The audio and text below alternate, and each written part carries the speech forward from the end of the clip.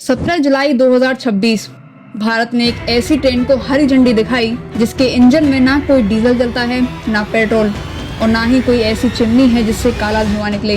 ये है भारत की पहली हाइड्रोजन ट्रेन। लेकिन अगर मैं आपसे कहूँ कि इस ट्रेन को बनाने में सिर्फ कुछ साल नहीं, पूरे 173 साल लगे हैं, क्योंकि आज जो ट्रेन बिना धुएं के चल रही है उसकी कहानी शुरू होती है एक ऐसे दौर से जब भारत में ट्रेन नाम की कोई चीज थी ही नहीं।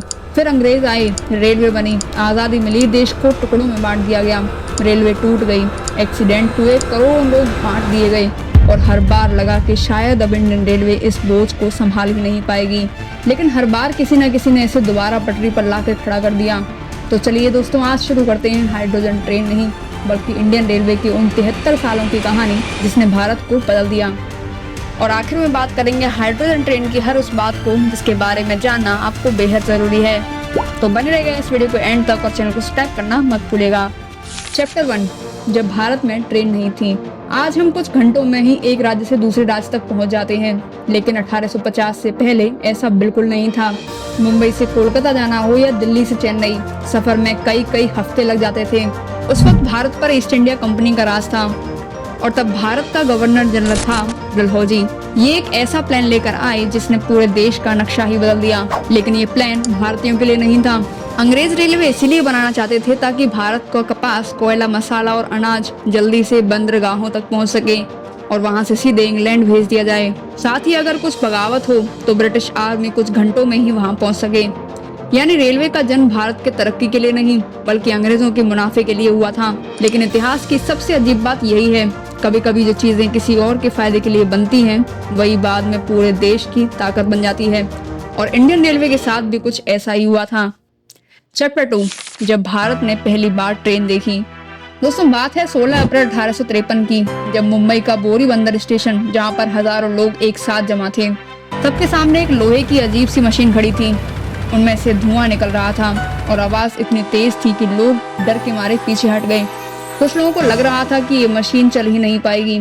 लेकिन शाम होते ही 3 जोर की सीटी बजी और साहिब, सिंध और सुल्तान नाम के 3 स्टीम इंजन ने 14 कोचेस को खींचकर शुरू कर दिया। मुंबई से थाने सिर्फ 34 किलोमीटर। लेकिन उस दिन सिर्फ एक ट्रेन नहीं चली थी, उस दिन भारत का एक नए युग में दाखिला हुआ था। इसके बाद में रेलवे की पटरियां धीरे धीरे पूरे देश में बिछने लगी। लेकिन जिस रेलवे को अंग्रेज अपनी सबसे बड़ी ताकत समझ रहे थे, कुछ ही सालों बाद वही रेलवे उनके लिए सबसे बड़ी चुनौती बनने वाली थी, क्योंकि 1947 में सिर्फ भारत के 2 टुकड़े ही नहीं बटे, इंडियन रेलवे भी टूट गई थी। और वहीं से शुरू हुआ इस कहानी का सबसे मुश्किल पड़ाव।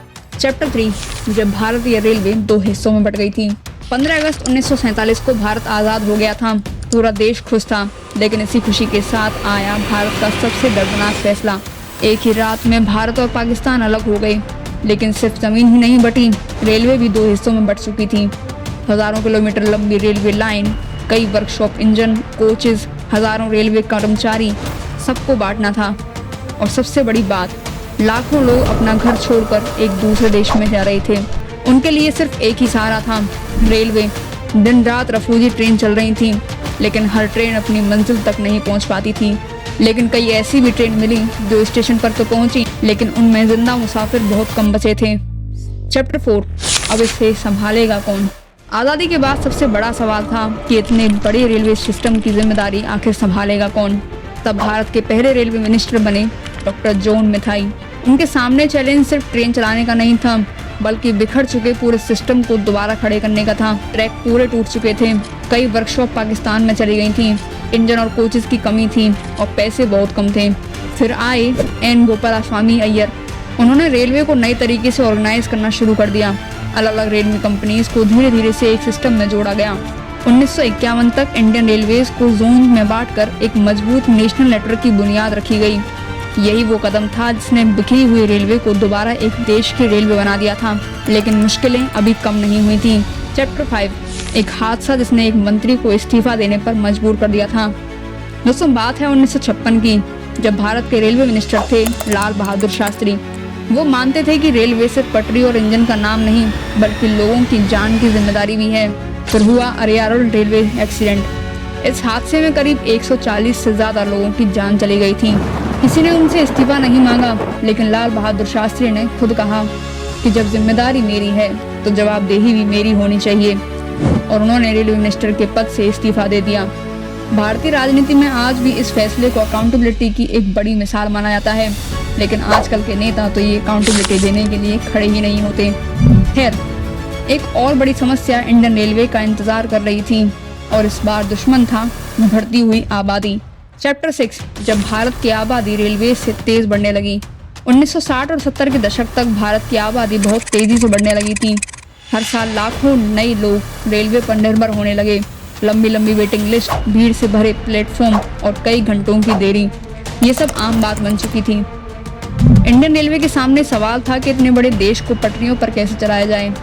स्टीम इंजन को धीरे धीरे से रिटायर करना और उनकी जगह डीजल और फिर इलेक्ट्रिक इंजन ने लेनी शुरू कर दी।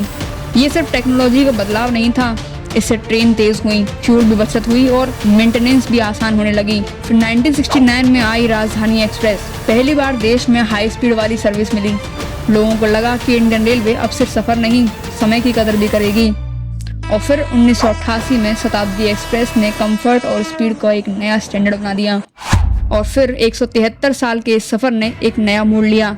17 जुलाई 2026 को भारत ने अपनी पहली स्वदेशी हाइड्रोजन ट्रेन नमो ग्रीन रेल को हरी झंडी दी। इसने हरियाणा के जींद से लेकर सोनीपत के बीच करीब 89 किलोमीटर का सफर तय किया। सबसे अच्छी बात यह है कि इसका किराया सिर्फ 5 रुपए से लेकर 25 रुपए तक रखा गया है, ताकि आम लोग भी आसानी से सफर कर सकें। ये 10 कोच वाली ट्रेन है, जिसमें करीब 2600 यात्री साथ में सफर कर सकते हैं। करीब 110 किलोमीटर प्रति घंटे की रफ्तार से चलने वाली ट्रेन को सबसे पहले 75 किलोमीटर घंटे की रफ्तार से चलाया गया। अब बात करते हैं इसकी सबसे बड़ी खासियत की।